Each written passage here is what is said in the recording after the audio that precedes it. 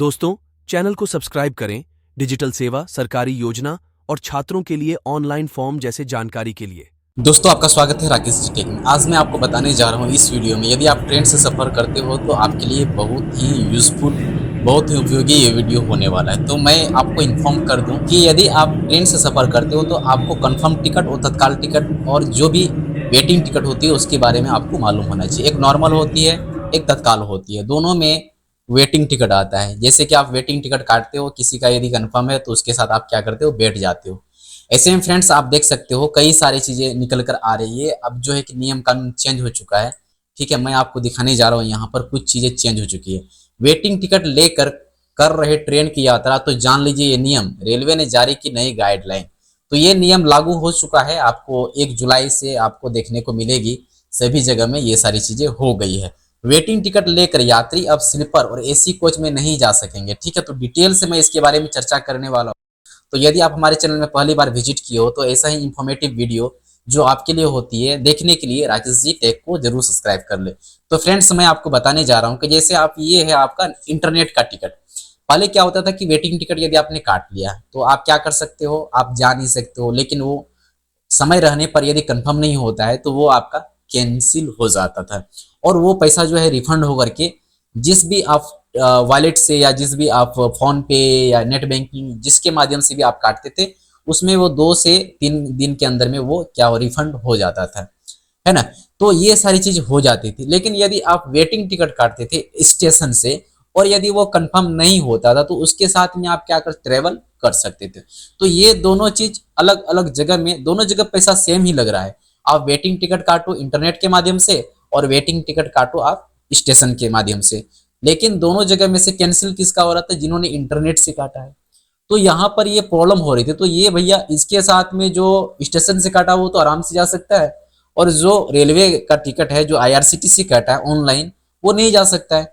तो ये तो दोनों के बेस में यदि आप देखोगे तो दोनों के लिए दो तरीके से यहाँ पर नियम लागू था, है ना। तो इन नियम को हटा दिया गया, पूरा कंप्लीट कर दिया गया, हटा करके रिमूव कर दिया गया है।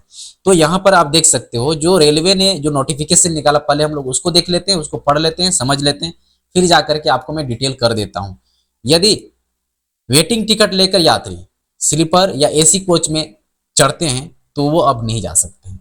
यदि वे इस टिकट पर सफर कर रहे हैं तो चेकिंग स्टाफ मतलब टीसी जो होता है उन्हें जुर्माना वसूल कर अगले स्टेशन पर ही उतार देगा, मतलब उतार ही देगा। पहले तो जुर्माना भरेगा, फिर उनको अगले स्टेशन में बोलेगा भैया आप यहाँ से निकल जाओ।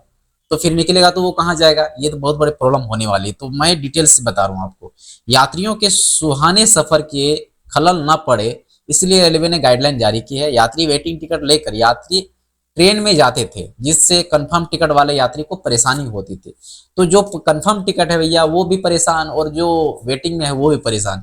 तो यदि आप पैसे देते हो, यदि आपका भी ये हक बनता है ना कि यदि आप पैसे देते हो कंप्लीट तो फिर आप कंफर्म टिकट मिली है ना, तो वेटिंग क्यों, ये तो क्वेश्चन बनता था। यदि आप हेलमेट पहन के नहीं जाते तो जुर्माना है। तो आप ट्रेन में भी बहुत सारे लोग ये क्वेश्चन उठाते कि भैया ठीक है ट्रेन में क्यों इतना सारा भरा जाता, तो इसका मतलब ये है कि उगाही की जा रही है पैसों की।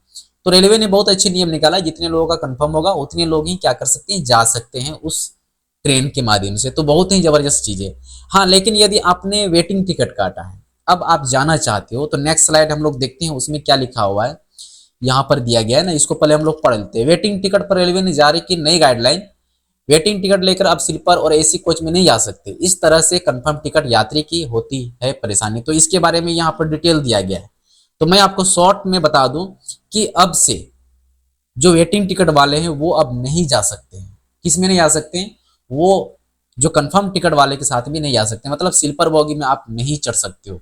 यदि आपको बहुत ही मन किया हुआ है चढ़ने का, यदि आप उसे कैंसिल नहीं कराते हो स्टेशन में जाके, तो आप जा सकते हो जनरल बोगी में। ये गाइडलाइन जारी किया गया है। यदि आप कैंसिल नहीं कराते हो तो जनरल बोगी में जाइए, चढ़िए, आपको कोई मना नहीं है। यदि आप उसी टिकट को वेटिंग टिकट लेकर के आप चढ़ते हैं तो फिर आपके लिए प्रॉब्लम क्रिएट हो सकती है।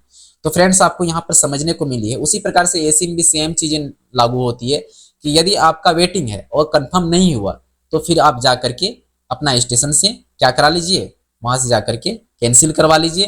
कंफर्म नहीं हुआ, अगर यदि आपने ऑनलाइन टिकट काटा है तो वो ऑटोमेटिक ही कैंसिल हो जाएगी, तो फिर आपको परेशानी नहीं। तो आप बिना टिकट का नहीं चढ़ सकते हैं। यदि आप चढ़ गए तो फिर आपको जुर्माना भरना पड़ेगा।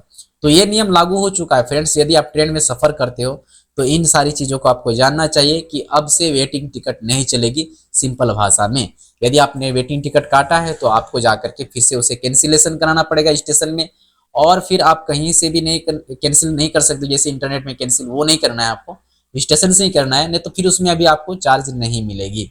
तो ये सारी चीजें हैं जो मैंने आपको डिटेल कर दिया है। फिर भी यदि कोई क्वेश्चन है आपके मन में तो आप मुझसे जरूर पूछे, मैं आपके लिए हेल्प करूंगा। मैं आपके लिए हमेशा तत्पर रहता हूँ। तो फ्रेंड्स, कैसा लगा ये वीडियो जरूर लाइक करें, अपने दोस्तों के बीच में शेयर करें, अपने फ्रेंड्स के बीच में, अपने प्रियजनों के बीच में, क्योंकि ये इन्फॉर्मेटिव वीडियो ही है। तो फ्रेंड्स, हम लोग मिलते हैं नेक्स्ट किसी दूसरे वीडियो में। तब तक के लिए आप सभी को बाय, अपना ख्याल रखिए। Thank you so much.